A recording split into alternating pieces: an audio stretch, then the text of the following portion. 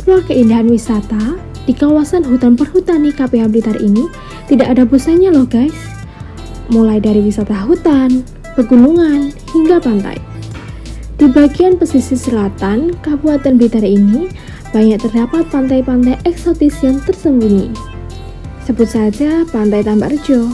Selain dikenal ombaknya yang besar, tempat ini sangat sejuk dan asri dengan hamparan pasir yang luas. Begitu pula Pantai Serang. Pantai ini diapit oleh teluh dan perbukitan dan juga memiliki hamparan pasir putih yang cukup luas pula. Tak kalah indahnya, masih banyak deretan pantai-pantai yang layak dikunjungi seperti Pantai Pangi, Pantai Jelosutro, Pantai Pasir Putih, dan lainnya. Selain pantai, masih ada destinasi wisata lainnya yang layak dikunjungi loh, yaitu berwisata ke Puncak Join, Puncak Sekawan, hingga lereng Gunung Kelur.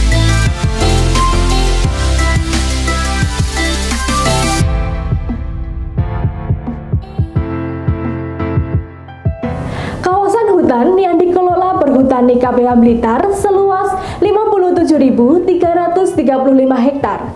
Dan secara administratif, letak kawasan hutannya terbagi dalam 3 kabupaten, antara lain di Kabupaten Blitar, Kabupaten Tulungagung, dan Kabupaten Malang.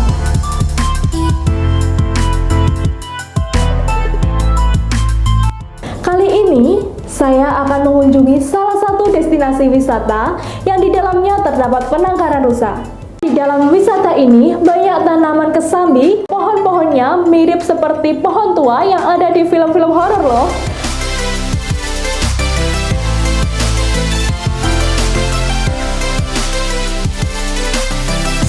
Terkait dengan pengelolaan wisata ini, pihak Perhutani sangat konsen sekali untuk bisa mengembangkan wisata, terutama memberikan kemudahan kepada investor yang ingin melakukan kerjasama di bidang wisata. Terkait dengan di progres KTP, walaupun di sini sudah ada peningkatan kan itu ya, ke depan kayaknya perlu kita itu ada inovasi lagi di tempat ini kan gitu ya. Sehingga nanti apa harapannya? Apa sore Dan? Jin terlambat sih. Dari mana ini? Ini kan tertamu cantik. Oh Ya, gitu. Pak. Pak Yadi. Siapa ini? Asis. Hasna Pak. Hasna. Iya. Oh ya. Jadi, monggo Pak, gimana? boleh ya saya ikut duduk Oh di sini? boleh. Ini tadi kita lagi itu loh, ini Mbak Hasna lagi mereview, ya kan?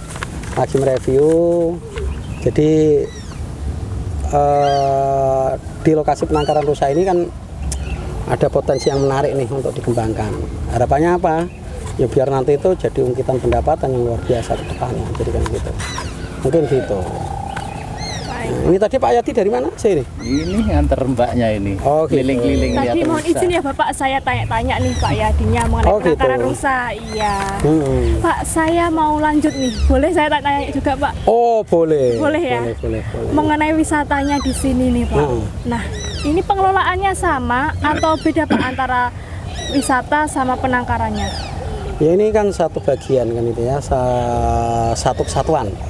Artinya satu kesatuan itu di sini ada kegiatan penangkaran kan gitu ya, yang mana di sini adalah bagian dari untuk menunjang wisata Kesambi Trispak ini tadi. Jadi ini adalah satu kesatuan dan di sini harapannya ini ada Pak Kasih PE kan gitu ya. Siap. Rencananya kita akan coba buat terobosan baru kan gitu ya. Nah, karena di tahun 2023 ini kita menghindari titik jenuh pengunjung. Walaupun mungkin kondisi saat ini kunjungan kita itu relatif signifikan ada kenaikan. Angka tepatnya berapa Pak Kasih? Kita naik jadi 136%. Ada kenaikan 136%. Sampai dengan Jadi bulan Juni. di sini Mbak Asna, lokasi ini untuk KTP ini ada kenaikan pendapatan dibanding tahun 2022 ya? Betul. Padahal 2022 juga sudah tidak pandemi ya? Ya, Kan gitu toh? betul. Itu ada kenaikan kurang lebih sekitar 136. 36%. Berdirinya tahun Iya. berapa sih Pak KTP ini Pak? Kalau KTP ini Pak Yati yang tahu persis bagaimana dulu proses membidangi itu.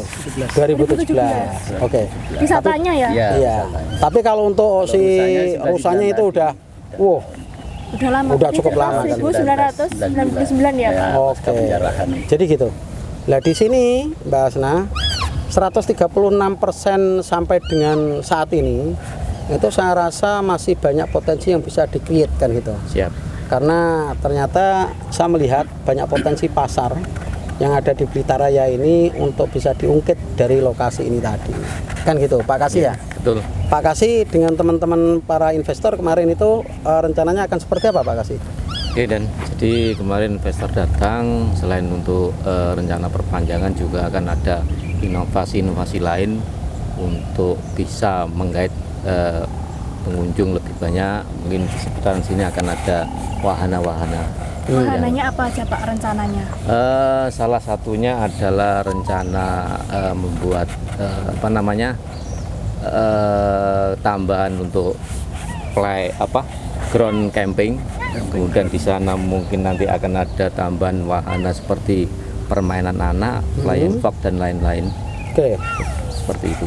Selain itu kemarin Mungkin ada ide-ide Pak yang berbeda dari tempat wisata yang lainnya gitu. Oh, iya. Untuk menarik pengunjung nih. Oke. Kan pastinya juga ada target-target ya biar Oh ya. berbeda dengan yang lainnya. Kalau saya melihat ini sih Mbak, Blitar ini kan kota kecil tapi bahasanya geliat wisatanya itu cukup signifikan. Artinya geliat wisatanya cukup signifikan itu gini. Blitar itu punya pantai dan punya gunung kan gitu ya. Betul. Dan sedangkan KTP ini adalah lokasi wisata yang dekat dengan kota. Artinya hutan yang menurut saya relatif lengkap, hutan yang relatif kondisinya itu adalah ideal, dekat dengan kota. Dan kayaknya mungkin ini satu-satunya yang ada di Blitar. Kita itu punya pohon kesambi yang itu cukup unik. Bagaimana kalau kita explore gitu ya. Secara estetika itu cukup unik. Nanti mungkin bisa kita ke sana kan gitu ya, atau mungkin nanti bisa di shot kan gitu.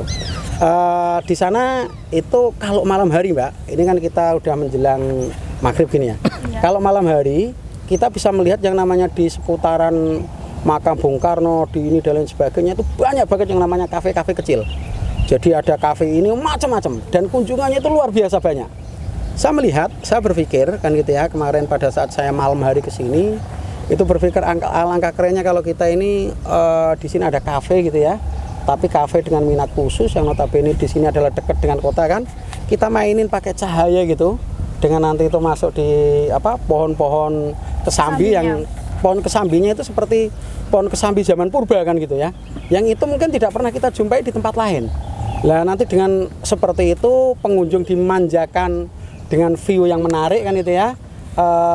Nanti dengan musik alunan yang slow kan gitu ya, terus mungkin dengan sekali tempo ada gonggongan rusa ya, itu menghadirkan nuansa yang luar biasa.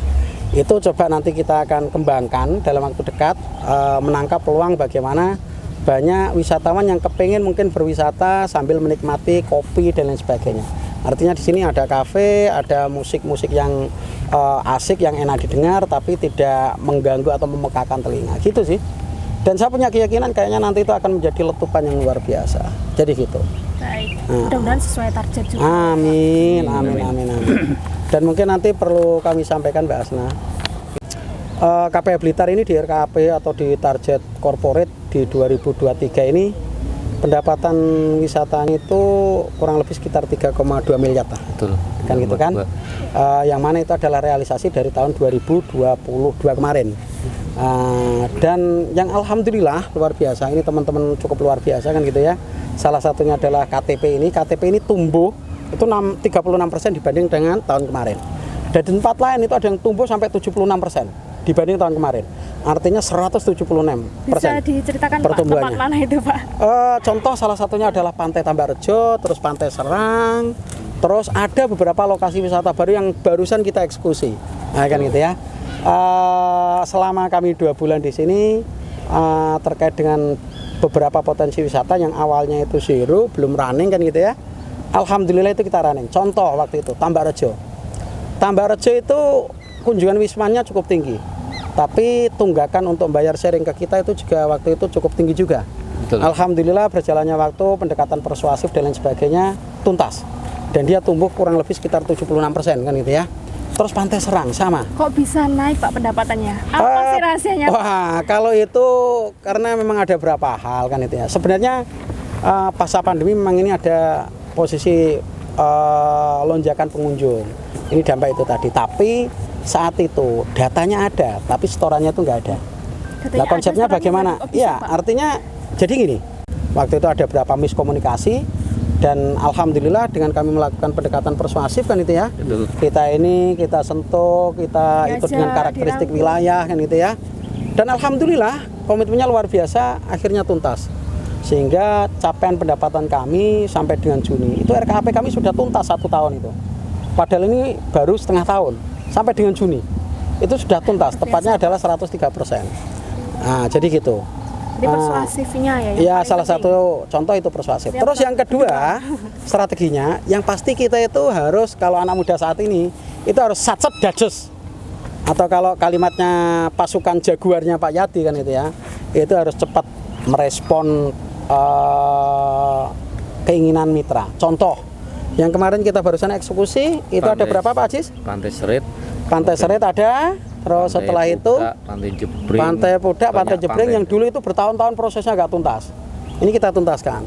Terus Puncak Jowin yang dulu itu masih belum. Di wilayah mana, Puncak Jowin itu wilayah Kabupaten Tulungagung. Dan itu wah, lompatannya luar biasa. Luar biasa. Kan gitu ya. Jadi salah satunya adalah kita itu harus cepat merespon terhadap yang namanya usulan mitra. Artinya respon usulan mitra itu contoh tadi itu. Dulu itu prosesnya panjang. Kita memangkas birokrasi itu, tapi kita tetap prosedural. Betul. Kan gitu ya. Paparan ini kita tetap prosedural. Sehingga apa? Percepatan proses untuk wisata-wisata yang saat itu masih berproses, selanjutnya itu berjalan dan running. Dan itu langsung dapat pendapatan. Di sini kan potensi ada. Potensi itu selama ini tidak pernah cepat dioptimalkan dengan model birokratis. Kan gitu ya. Sehingga apa? Mitra tidak akan berani melakukan aktivitas karena legal formal belum ada. Nah, yang saat ini dilakukan oleh teman-teman itu kita itu punya timeline. Pada saat ada calon mitra ngajukan kerjasama gitu ya, mitra baru itu harus paparan, harus ini dan lain sebagainya, tahapannya maksimal posisi 2 minggu harus tuntas, atau 1 minggu atau 10 hari tuntas, sampai nanti itu pembahasan deal PKS. Pada saat perjanjian kerjasama udah disepakati. Jadi timeline harus tepat. Oh iya. Gitu ya Pak. Terus yang biasanya itu bertahun-tahun, bertele-tele. Waduh. Kalau di sini ya saat ini teman-teman itu langkah cepat. Ya dengan seperti itu akhirnya kan bisa langsung jalan wisatanya. Tapi pernah ada kendala nggak Pak sama mitra itu? Yo ada. Ada. Contoh dulu kan gitu ya. Contoh dulu itu ya mereka itu nunggak beberapa bulan untuk tidak bayar sharing hasil kepada perhutani. Tapi insya Allah saat ini alhamdulillah lancar.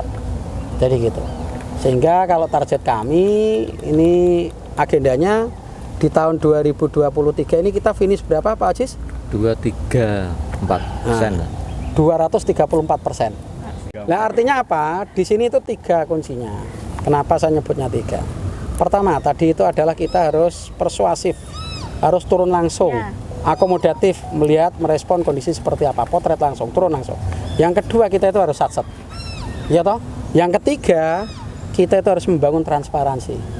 Kalau nggak ada transparansi malah repot Pak memang. Ya kalau nanti itu bahasanya hal tersebut tidak ada transparansi, tidak ada komunikasi yang baik di perihal transparansi itu tadi. Yang terjadi itu adalah mereka tidak ada trust, tidak ada kepercayaan. Bagaimana kita akan bisa menjadi mitra yang baik kalau kepercayaan itu tidak ada? Sehingga apa? Harapan kami ya ini tim begini yang saat ini kita bangun. Harapannya cita-cita kita untuk mewujudkan KPH Blitar yang pasti kita itu harus diawali dengan kekompakan. Tapi kendala terbesarnya apa Pak? Terbesar loh ya. Kalau saya sampaikan, saya itu dalam melakukan suatu hal, saya katakan tidak ada kendala. Yang adalah tantangan. Jadi beda ya Pak? Saya mengganti kalimat negatif itu menjadi kalimat positif. Merubah masalah menjadi berkah. Jadi dari masalah menjadi berkah. Orang melihat itu masalah, bagi saya itu adalah berkah. Jadi tantangan untuk tantangan kalau bahasa saya, Blitar itu dengan cakupan wilayah cukup luas dan banyak konflik tenurial yang signifikan, banyak penggarapan liar yang luar biasa, namun di situ adalah bagian potensi pendapatan yang luar biasa. Terbukti sampai dengan Juni kinerja pendapatan kita, Pak Ajis ya, laba rugi dari rencana minus 3, sekian miliar, alhamdulillah kita insya Allah surplus 2, sekian miliar. Dan kita menyalin takdir atau cita-cita teman-teman nanti di akhir tahun 2023 kita bukan menjadi KPH yang rencana RKP-nya minus, tapi terrealisasi menjadi KPH yang mandiri atau plus. Amin. Semoga segera terlaksana. Amin. Ya. Baik Pak, terima kasih Oke. banyak atas penjelasannya. Saya pamit dulu. Barokah. Semoga kita bisa bertemu lagi mungkin Sukses. dengan episode selanjutnya. Oke, Baik mantap. Pak. Sukses. Assalamualaikum. Iya. Waalaikumsalam warahmatullahi wabarakatuh.